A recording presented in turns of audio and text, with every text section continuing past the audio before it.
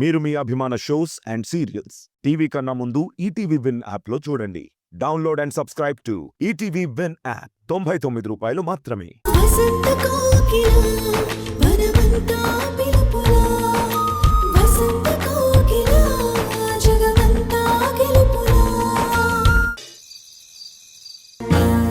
ఒక్క క్షణం కూడా మీ కళ్ళ ముందు ఉండకూడదని చెప్పిన మీరు మళ్ళీ ఎందుకు లోపలికి తీసుకొచ్చారు? నేను ఇక్కడ ఉండను, మా ఇంటికి వెళ్ళిపోతాను. ఎప్పుడు పడితే అప్పుడు ఇంటికి వెళ్ళిపోతానంటే పంపించడానికి ఇదే హాస్టల్ కాదు, నేనే వార్డెన్ని కాదు. నాకు మాత్రం ఈ గది హాస్టల్ కన్నా దారుణంగా ఉంది. అనవసరంగా నన్ను లోపలికి తీసుకొచ్చారు.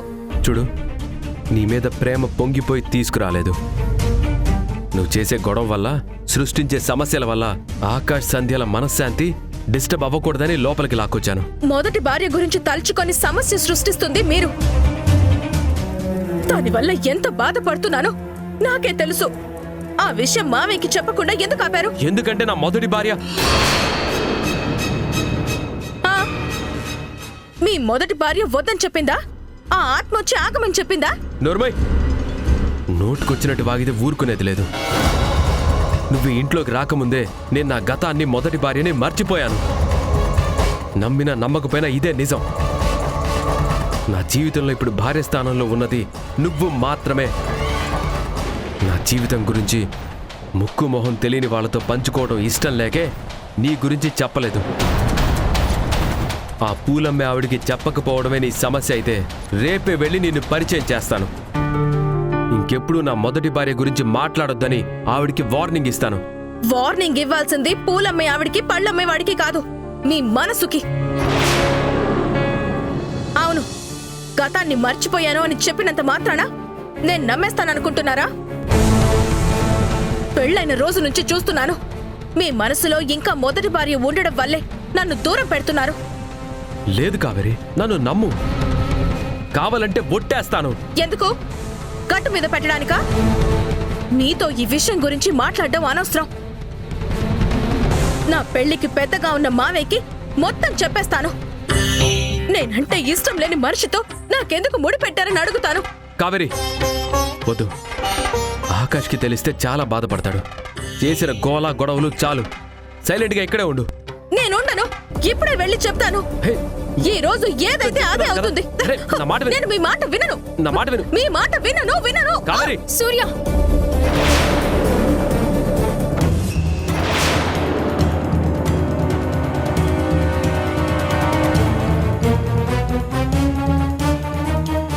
ఏంటి మీరు చేసిన పని? ఒక ఆడదాని మీద చెయ్యెత్తడం తప్పని తెలీదా? తెలుసు సంధ్య, తెలుసు. కానీ కావేరి చెప్పే మాటలు, చేసే పనులు వింటుంటే నా కోపం కంట్రోల్ అవ్వటం లేదు. తనేదో తెలియక మాట్లాడితే కోపడ్డం కాదు, ఓపిగ్గా చెప్పాలి. శాంతంగా అన్నీ వివరించాలి. ఎన్ని రకాలుగా వివరించినా వినటం లేదు సంధ్య. చెప్పిందే మళ్ళీ మళ్ళీ చెప్తూ పిచ్చెక్కిస్తోంది. వద్దు సూర్య, నాకేం చెప్పొద్దు. మీ ఇద్దరి మధ్య ఉన్న గొడవలని శత్రువులుగా కాకుండా భార్యాభర్తలుగా సామరస్యంగా మాట్లాడుకుని పరిష్కరించుకోండి. ఈ అరుపులు, కేకల వల్ల మీరే కాదు, అందరం డిస్టర్బ్ అవుతాం.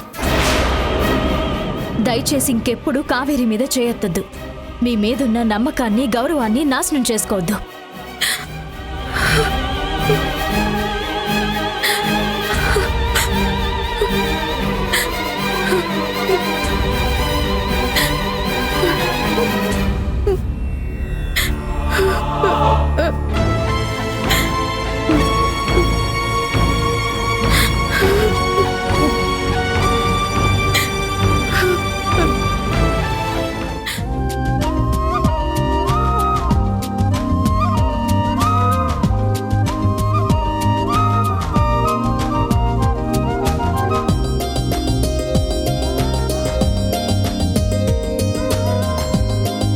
సూర్య, కాఫీ తాగుతారా? లే సంధ్య, మా ఆవిడికి అయితే అతివృష్టి, లేదంటే అనావృష్టి. నిన్న ఇంట్లో గొడవైంది కదా, ఈరోజు పూర్తిగా నాతో మాట్లాడదు. రాత్రికి ఎప్పుడో కూల్ అయ్యి మళ్ళీ ఫ్రెష్గా గొడవ స్టార్ట్ చేస్తుంది. నేను వెళ్ళి కాఫీ తీసుకొస్తాను. వద్దు సంధ్య, అంత పని చేయకు. నువ్వు నా కాఫీ తీసుకురావటం చూసిందంటే రాత్రికి స్టార్ట్ అవుతుందన్న గొడవ ఇప్పుడే మొదలవుతుంది. కావేరి మీ విషయంలో చాలా పొసెసివ్గా ఉంటుంది. మీ లైఫ్లో తను తప్ప ఇంకెవ్వరూ ఉండకూడదని బలంగా కోరుకోవడం వల్లే ఈ గొడవలన్నీ. అసలు విషయం అది కాదు సంధ్య. నిన్న కావేరి మాటలు గమనించావా? నా మొదటి భార్య చనిపోయిందని చెప్పింది, విన్నావా? నేను కూడా మీతో ఇదే విషయం మాట్లాడాలనుకున్నాను. ఓ అవునా? నిన్నంతా కూడా దీని గురించి ఆలోచిస్తున్నాను, కానీ ఏం అర్థం కాలేదు. ఇన్ని రోజులు మీ మొదటి భార్యని నేనే అని తెలిసే డైరెక్ట్గా కోపడలేక ఇండైరెక్ట్గా సెటైర్లు వేస్తుందేమో, నిష్ఠూరంగా మాట్లాడుతుందేమో అనుకున్నాను. కానీ అది నిజం కాదని నిన్నే తెలిసిందే. అవును సంధ్య, పెళ్ళైన రోజు నుంచి అలవాట్లో పొరపాటుగా ఏం కావాలన్నా నీ పేరెత్తుతుంటే చాలా సీరియస్ అయ్యేది. నా మనసులో ఆలోచనలో నీ పేరుని రీప్లేస్ చేయడానికే కోపం చూపిస్తుంది అనుకునేవాణ్ణి. కానీ ఆ కోపానికి కారణం అది కాదు. ఒక విషయం మాత్రం క్లారిటీగా చెప్పొచ్చు సంధ్య, కావేరికి నాకు పెళ్ళైన సంగతి తెలుసు, కానీ నువ్వే నా మొదటి భార్యవని మాత్రం తెలీదు. వేరే ఎవరో అని ఆమె ఇప్పుడు మన మధ్య లేదనుకుంటుంది.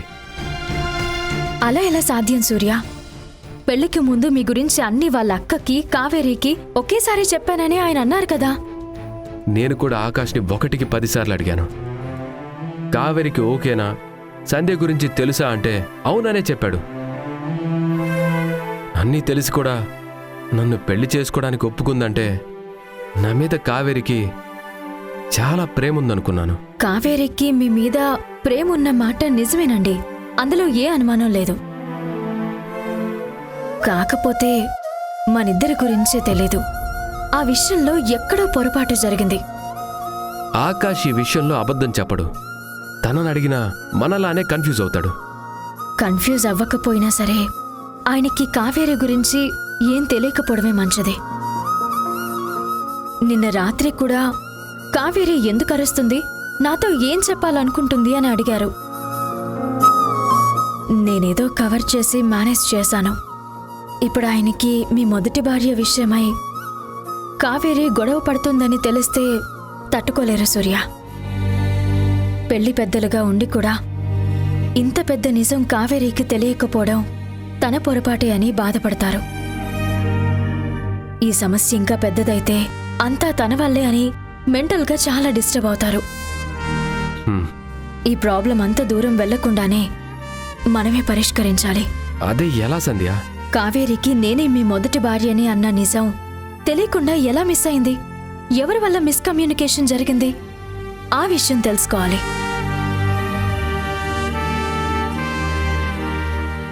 ఈ ప్రశ్నలకి సమాధానం ఒక్కరే చెప్పగలరు. ఎవరు సూర్య? కావేరి అమ్మగారు. నేను ఆవిడ కాల్ చేసి జరిగిందంతా క్లియర్గా చెప్తాను. నీ గురించి కావేరికి ఎందుకు తెలియలేదో క్లారిటీ తీసుకుంటాను. ఆకాష్ ఫోన్ చేస్తున్నాడు సంధ్య. యా ఆకాష్, ఇక్కడే గార్డెన్లో ఉన్నాను. సరే వస్తున్నాను, 2 minutes. ఆకాష్ ఆఫీస్కి వెళ్ళడానికి నా కోసం వెయిట్ చేస్తున్నాడు. నేను కూడా ఫ్రెష్ అవ్వాలి. నేను ఫ్రీ టైం చూసుకొని ఆవిడకి కాల్ చేసి మాట్లాడతాను. సరే సూర్య, మన డౌట్స్కి పూర్తి క్లారిటీ తీసుకుంటేనే ఈ సమస్యని సాల్వ్ చేయడానికి ఒక ఐడియా వస్తుంది. షూర్ సంధ్య, నేను మాట్లాడతాను. బాయ్.